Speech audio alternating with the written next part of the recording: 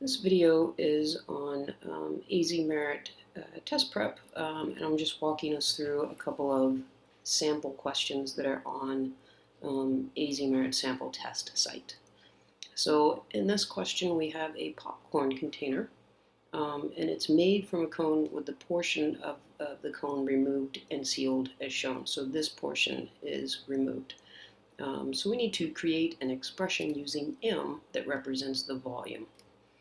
So we know we can calculate the volume of this entire cone, including this missing piece, and we can also find an equation for the volume of this smaller cone.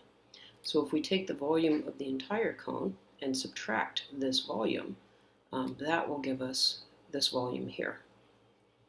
So to do that, we need the formula for volume of a cone, which is 1/3 pi radius squared times height. So let's go ahead and calculate the volume of this larger cone.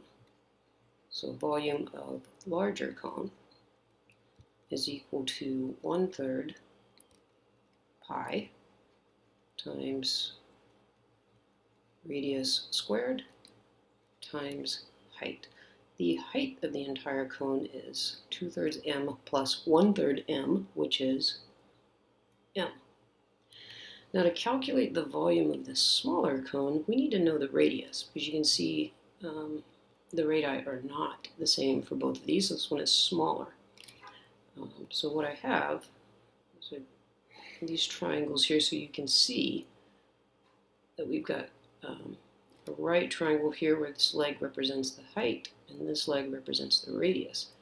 And you can see with the smaller figure, you also have a right triangle. That should fit on that perfectly, but kind of get the idea. So I'm going to go ahead and pull these triangles out so we can work with them. But I just wanted you to see how they fit. So you can see this one has a height of 1/3. This one still has a height of m. This one has a radius of m/4. So I'm going to pull these over here to work with them. Okay, so we have a radius of m/4, a height of m. This is the radius we want to know, and a height of 1/3.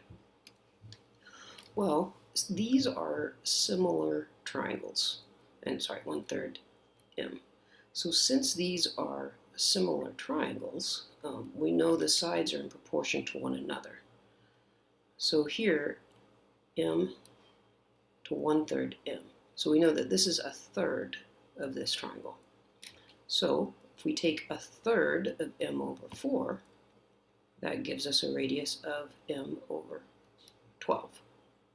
The other way you could have done that is to set up a proportion. R over m/4 is equal to m/1/3 m. And then you would solve for r. This one just gets a little bit messier than recognizing, oh, this triangle's, these are in, this is a third of this distance here, so this is also going to be a third of it. So it's just a little bit faster. Okay, so now that we have the radius, we can find the volume of the smaller cone.